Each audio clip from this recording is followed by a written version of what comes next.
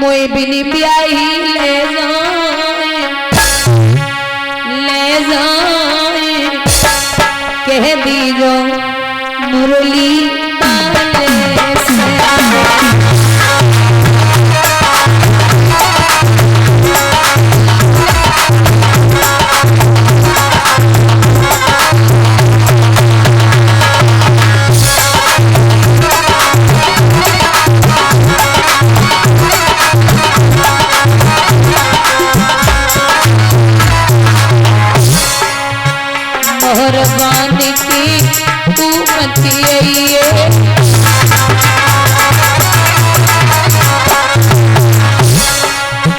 भाई भतीजे तू मत लइए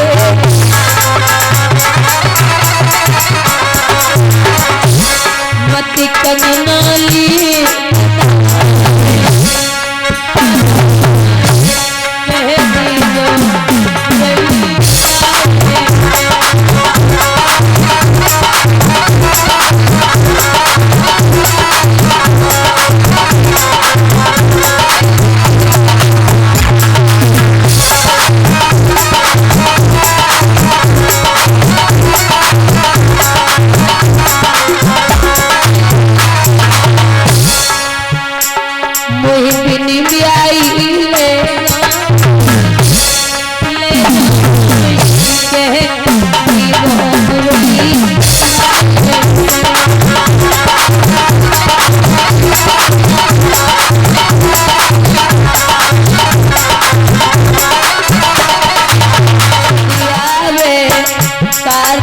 महीना एक सुधी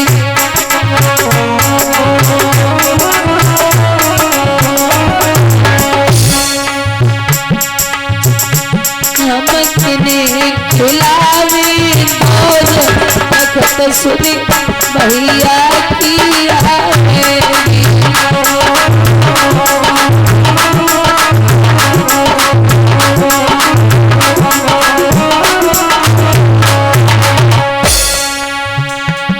सुदिया में मंडप नीचे एक सुदे हेलो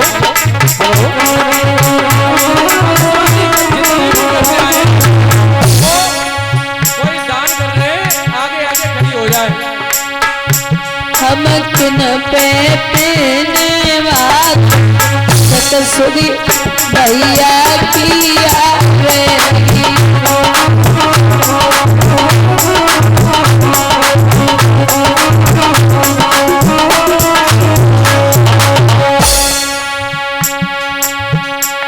मते मारो वीरन को नाथ खत सुधी वीरन की आवेगी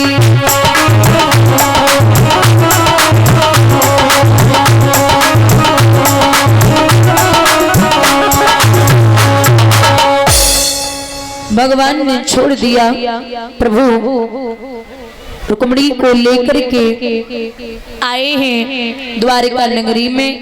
बड़े विधि विधान के साथ में प्रभु का पहला विवाह रुक्मिणी जी के साथ में हुआ है। दूसरा विवाह सत्राजित यदुवंश में था। एक परम सुजान करता था वो नित्य प्रतिदिन सूर्य देव का ध्यान। बुजुर्गों ध्यान देना, एक सत्राजित नाम का यदुवंशी जिसने सूर्य देव का ध्यान करके एक मणि को पाया था जो रोज 8 बार सोना देते थे। सत्राजित ने विचार किया कि ऐसी मणि मुझे मिली है, ऐसे कोई देखने वाला है ही नहीं, अगर घर में पड़े रहेंगे तो कौन देखेगा। तो सत्राजित उस मणि को लेकर के भगवान कन्हैया की सभा के लिए चला। जब प्रभु की सभा के लिए चला तो आपस में यदुवंशी बातें करने लगे। हमें ये लगता है चंद्रमा आ रहे, दूसरा बोला हमें लगता है सूर्य भगवान आ रहे। आपस में बातें कर रहे, तब तक सत्राजित उस मणि को अपने गले में धारण करके प्रवेश कर गया सभा में।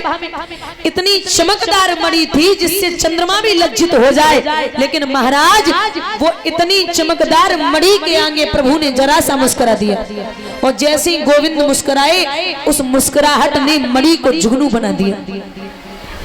अब यादव आपस में बातें करने लगे, बोले अगर ये मणि भगवान को मिल जाए तो बहुत अच्छा होगा। दूसरा यदुवंशी बोला, वो कहते हैं ना कि मोर नाचो कहाँ नाचो, जंगल में कान ना देखो, अपनी छत पर नाचो सबने देखो, अगर ये मणि भगवान को मिल जाए तो बहुत अच्छा होगा। सत्राजित समझ गए कि ये नहीं मानेंगे। प्रभु ने इशारा दिया कि अगर मन हो सत्राजित का तो ये मणि मुझे दे सकते हैं। सत्राजित वहां से चुपचाप मुस्कुरा करके निकले और अपने छोटे भैया प्रसेन को वो मणि पकड़ा दी।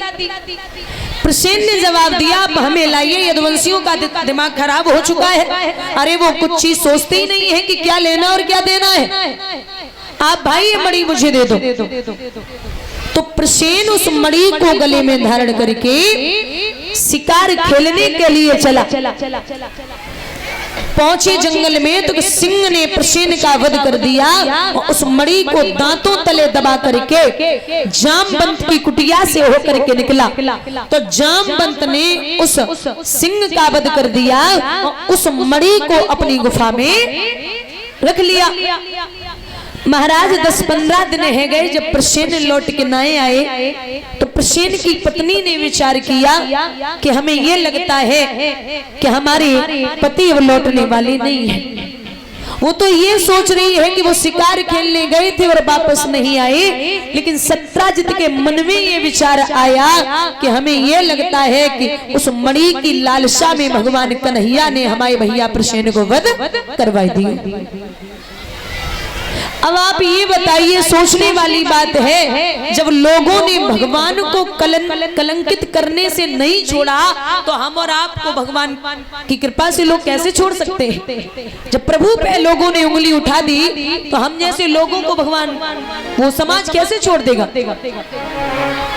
प्रभु अपना कलंक छुटाने के लिए चले तो क्या देखा, घोड़ा मरा पड़ा, प्रसेन मरा पड़ा, जामवंत की कुटिया से होकर के निकले तो एक सिंह मरा पड़ा। दादा ध्यान देना, भगवान ने अपने जवानों को इशारा दिया कि अगर हम 27 दिन तक लौट के न आए तो आप समझ लेना कि मेरे प्रभु लौटने वाले नहीं हैं।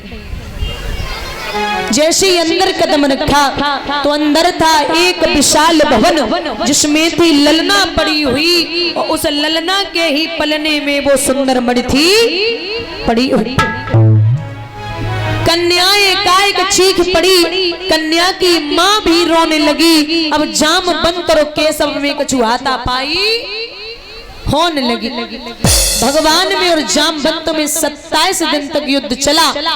जब 28वें दिन घुटने जमीन पे आ गए तो समझ लिया कि मेरे भगवान ने अवतार ले लिया। क्योंकि बात है त्रेता युग की, जब रावण मारे गए तो जामवंत जी से श्री राम ने पूछा कि हे जामवंत जी, रावण तो मर गए, तुम्हारे हाथ की खुजली मिटी या नहीं मिटी।